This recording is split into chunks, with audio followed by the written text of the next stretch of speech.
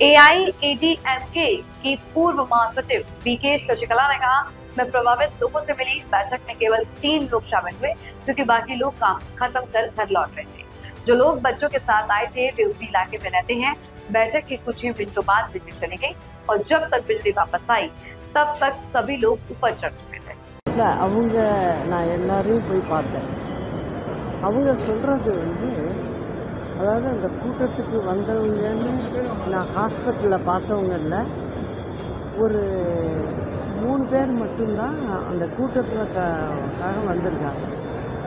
மற்றவங்க எல்லாமே அவங்கவுங்க வேலை முடிச்சுட்டு வீட்டுக்கு போகிற வழியாக, அதனால அவங்க அந்த ரூட்டில் வந்திருக்காங்க.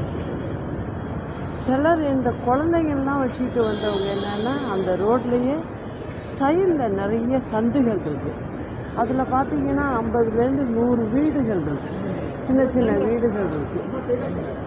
அந்த மாதிரி இருக்கிற இடத்துல அவங்க குடியிருக்காங்க. அங்கே உள்ள ஜனங்களுக்கு என்ட்ரி அந்த ரோடு தான், அது வழியாக தான் அவங்க வெளில போகணும் வரணும். அந்த வழியாக நின்று வேடிக்கை பார்த்துருக்காங்க.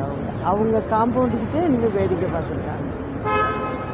ஒரு செகண்டு மீட்டிங்லாம் முடிஞ்சதும் அவங்க சொன்னது, ஒரு செகண்டு லைட்டு கட்டாச்சான். அந்த லைட்டு கட்டாகி ஆன் பண்ணுறதுக்குள்ள திடீர்னு எல்லோரும் ஒருத்தங்க மேலே ஒருத்தங்க ஏறி மேலேருந்து இந்த கொட்டையெல்லாம் சரிஞ்சு நிறைய கல்லெல்லாம் விழுந்ததுன்னு சொல்கிறாங்க. கொஞ்ச நேரம் லைட் ஆஃப் ஆச்சு. ஆஃப் ஆகி ஆன் பண்ணுறதுக்குள்ளே ஒரு கண் மூடி திறக்கிறதுக்குள்ளே என்னென்னமோ நடந்துருச்சு அப்படின்னு சொல்கிறாங்க. இது ஒரு விதத்தில் பார்த்தாக்க இது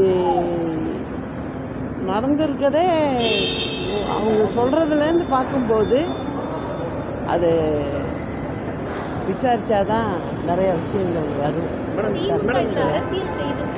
அது மட்டும் இல்லை, இதில் குறிப்பாக கவனிக்க வேண்டியது